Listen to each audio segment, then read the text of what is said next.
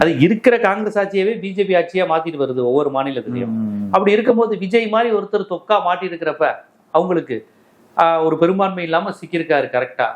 இந்த நிலையில் வந்து ரொம்ப அழகா காங்கிரஸுக்கு அமைச்சர் பதவி 2 அமைச்சர் பதவி வாங்கிட்டு 67 இருந்து அதிகாரத்தில் இருந்த காங்கிரஸுக்கு மிகப்பெரிய அளவில் அதிகாரத்தில் பங்கு தருவதற்கு பாஜக முயற்சி பண்ணுமா? அமித்ஷா விரும்புவாரா? மோடி விரும்புவாரா? இந்த ஆளுநர் விரும்புவாரா? அதை எப்படினாலும் பிரச்சனை பண்ணுவாங்கல்ல. அப்படியே காங்கிரஸோட சேர்ந்து திமுக கூட்டணி கட்சிகள்லாம் வருதுன்னே வச்சுக்கோமே, அது கிட்டத்தட்ட அகைன் ஒரு டிஎம்கே கவர்மெண்ட் மாதிரி தானே இருக்கும்.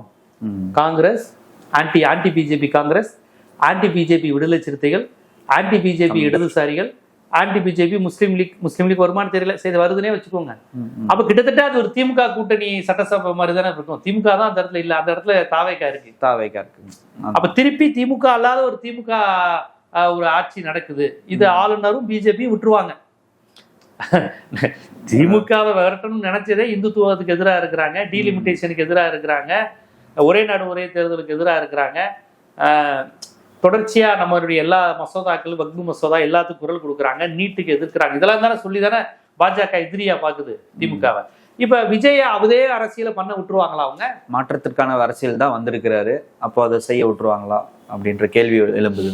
மாற்றத்துக்கான அரசியல் இல்ல, திமுக அரசியல்ல திருப்பி வரும். உங்களுக்கு கணக்கு புரியலையா? திமுக கூட்டணி கட்சிகளா சேர்ந்தா திமுக என்ன சட்டசபையில இது பண்ணுமோ அதான். இப்ப விடுதலை சிறுத்தைகள் வந்து ஒரே நாடு ஒரே தேர்தலில் ஆதரிக்க மாட்டாங்க, வக்பு மசோதால பிஜேபி ஆதரிக்க மாட்டாங்க, கிறிஸ்தவ தொண்டு நிறுவனங்களுக்கு எதிரான மசோதாக்கள் விடுதலை சிறுத்தைகளும் இடதுசாரிகளும் விடவே மாட்டாங்க, தொழிலாளர் நல சட்டங்களுக்கு எதிராக பிஜேபி கொண்டு வர்றதை இடதுசாரிகளும் திரும்ப விட மாட்டாங்க. அப்ப விஜயனுடைய சட்டசபையால, விஜயோட ஆட்சியால பாஜகக்கு என்ன லாபம்? இப்படி கஷ்டப்பட்டு சேர்த்து வைப்பாங்களா?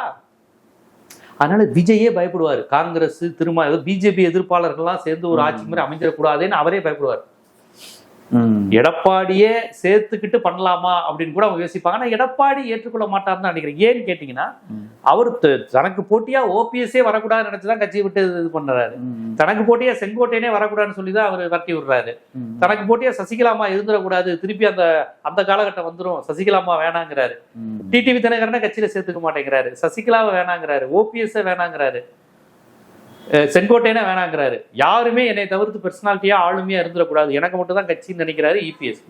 அப்படி இருக்கிறப்ப பாஜக வந்து விஜயோட சேர்ந்துக்கோங்க அப்படின்னு சொல்லி விஜய முதலமைச்சரா ஏத்துக்கிட்டா, அப்ப இவ்வளவு நேரம் அவர் காப்பாத்தி வச்சிருந்த அதிமுகங்கிற இது போயிரும்ல அவருக்கு. விஜய முதலமைச்சர் சொன்னா எடப்பாடியோட கிரெடிட் போயிரும்ல.